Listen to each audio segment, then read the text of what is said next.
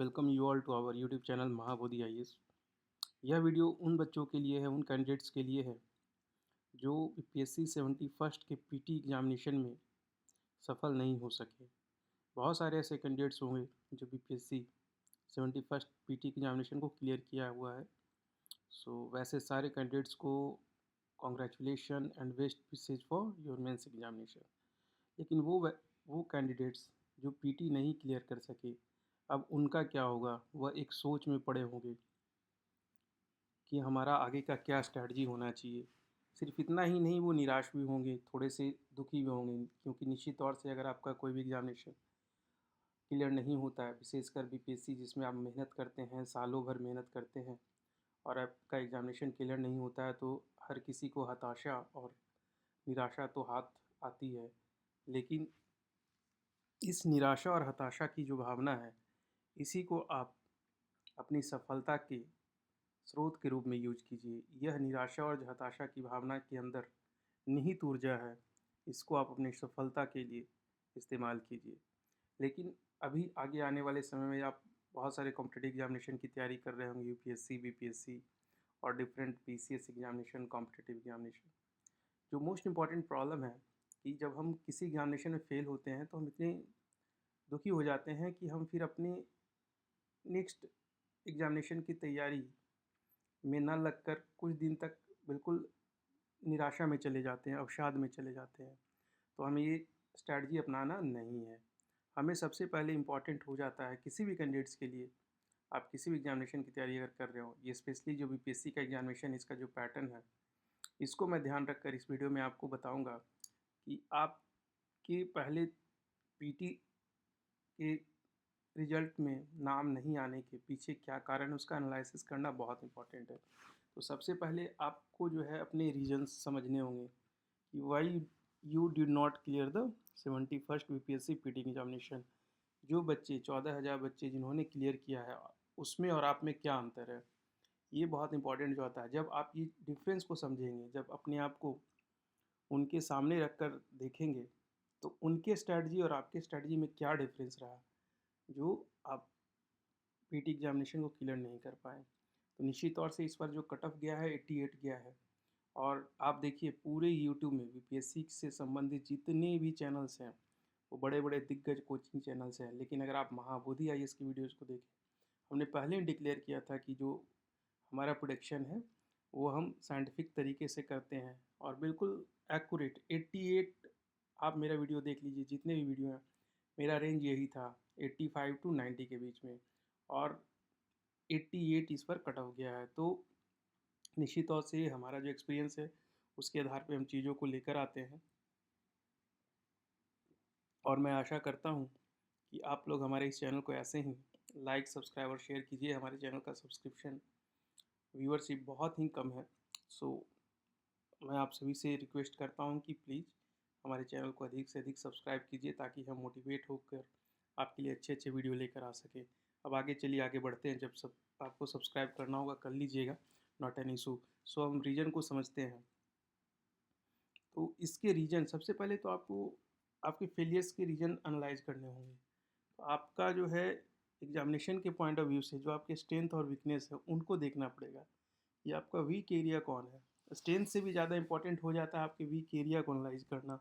अगर आप अपने वीक एरिया को एनालाइज करेंगे तो निश्चित तौर से आगे आने वाले टाइम में आपको सफलता मिलेगी। तो सबसे पहले आप सब्जेक्ट वाइज एनालिसिस कीजिए।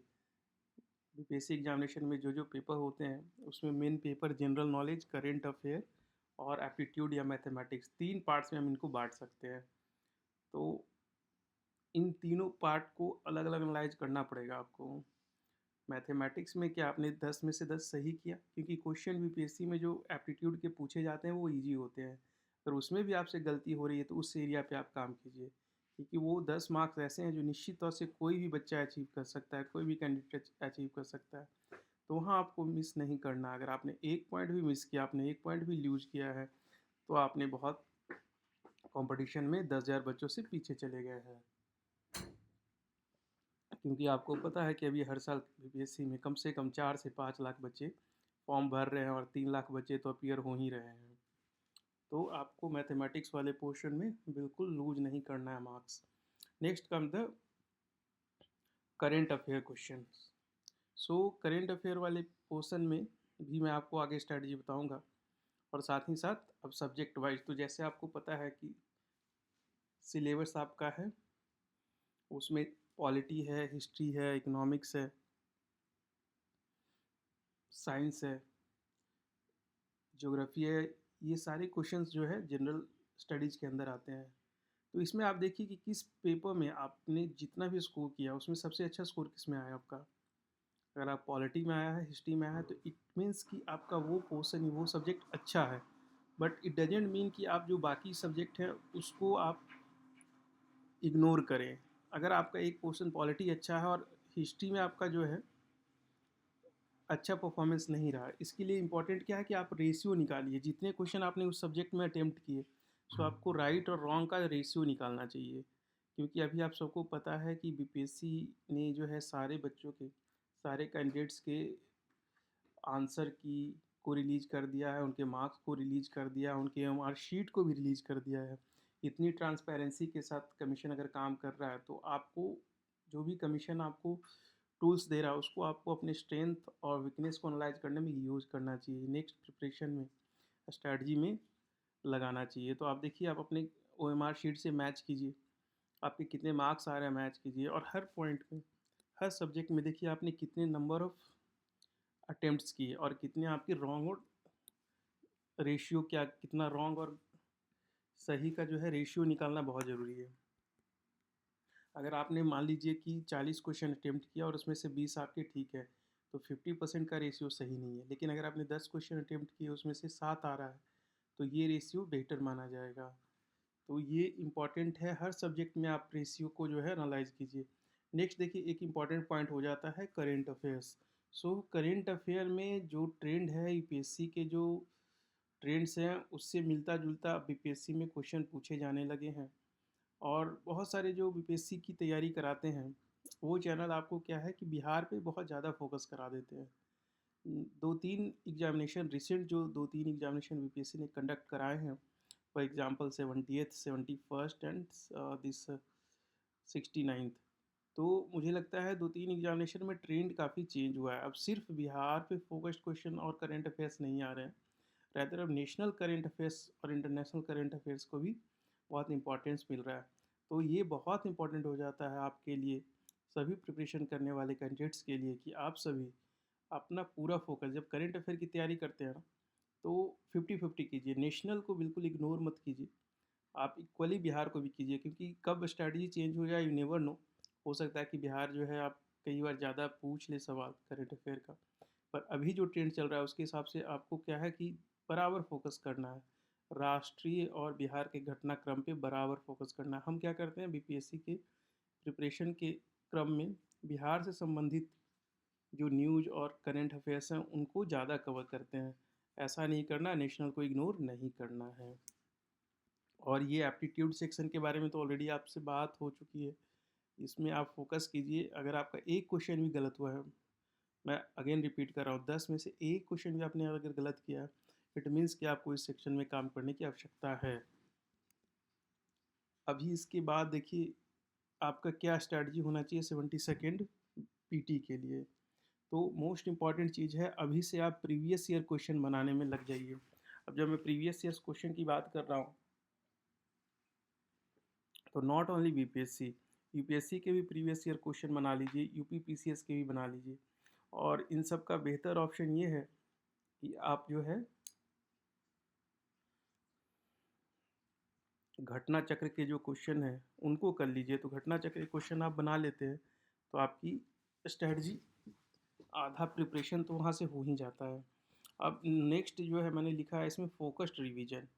तो फोकस्ड रिवीजन का मतलब क्या है? आज के दिन में जब से यूट्यूब चैनल्स है, लोग स्ट्रेटजी बनाते हैं, बहुत सारे लोग आपको गाइडेंस देते हैं। इसमें होता क्या है कि हम बहुत स्कैटर्ड वे में जो है अलग अलग जगह से बहुत सारे बुक को फॉलो करने लग जाते हैं, ये हमें नहीं करना है।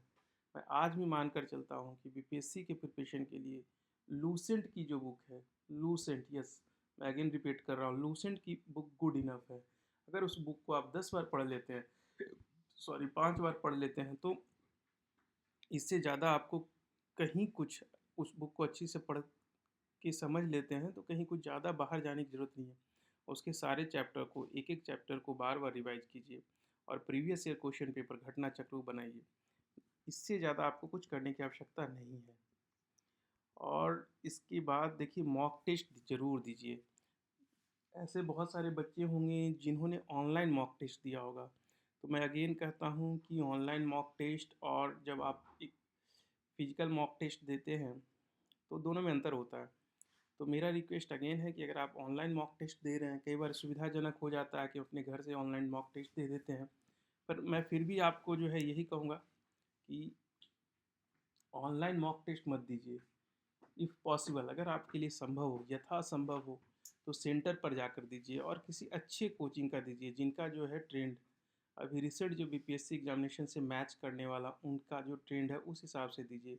मैं किसी कोचिंग इंस्टीट्यूट का नाम नहीं लेना चाहता हूँ, बट फिर भी मैं ये कहूँगा कि जो ज़्यादा ढोल पीटते हैं वैसे कोचिंग इंस्टीट्यूशन से थोड़ा दूर रहिए और जो सीनियर्स हैं उनसे पूछिए। अगर आपको भी मुझसे कुछ गाइडेंस चाहिए होगा तो आप कमेंट सेक्शन में बताइए। I am ready to guide you because I have got a lot experience with BPSC examinations.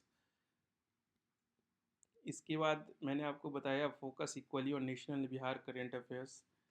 So these all are the area that you have to cover so that 72nd BPSC में आपका जो है final list में नाम आ सके।